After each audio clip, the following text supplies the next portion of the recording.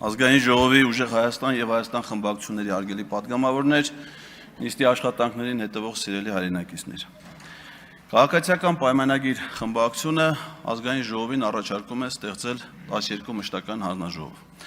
Ես ուզում եմ մեր քաղաքացիներին տեղեկացնել, որ դա կանոնակարգով նախատեսված առավելագույն թիվն է ազգային ժողովում հանձնաժողովներ, մշտական հանձնաժողովներ ստեղծելու վերաբերյալ։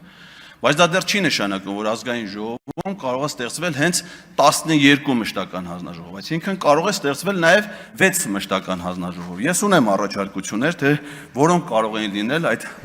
ընդամենը 6 մշտական հանձնաժողովները։ Ընդ որում ես աշխատակազմից տեղեկություններ ճշտելու կարիք չունեմ, որովհետև նայել եմ նախորդ գումարման ազգային ժողովի հանձնաժողովների գրեթե բոլոր արձանագրությունները եւ փաստել եմ, որ այնտեղ կա հանձնաժողով, որ ունի ամբողջ 5 տարվա ընթացքում ընդամենը 1 արձանագրություն։ Այսինքն գրեթե ոլորտային ոչ մի հարց չի քննարկվել։ Օրինակ եվրոպական ինտեգրման հարցերի հանձնաժողովը կամ եվրասիական տարածաշրջանային ինտեգրման հարցերի հանձնաժողովը կամ մարդու իրավունքների եւ հանրային հարցերի հանձնաժողովը։ Նրանք գրեթե ծանրաբեռնվածություն չեն ունեցել։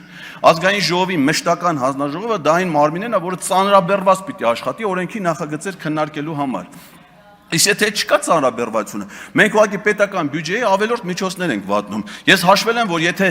12-ի փոխարեն ունենանք 5-6 մշտական հանձնաժողով, միայն աշխատավարձների տարբերության մասով 5 տարվա ընթացքում մենք տնտեսում ենք մոտարապես $500,000 փող։ Իսկ եթե ուզում եք իմանալ, թե ինչ է $500,000, դա մոտարապես 25 հատ արաբական ձիա, ցեղա, մաքուր, որով կարելի է կազմակերպել արաբական ձիերի փառատոն եւ այդ շոկին այն մարդիկ, ովքեր ուզում են դրան մասնակցեն, չգնան հասնեն կատարի պետություն։ Շնորհակալություն։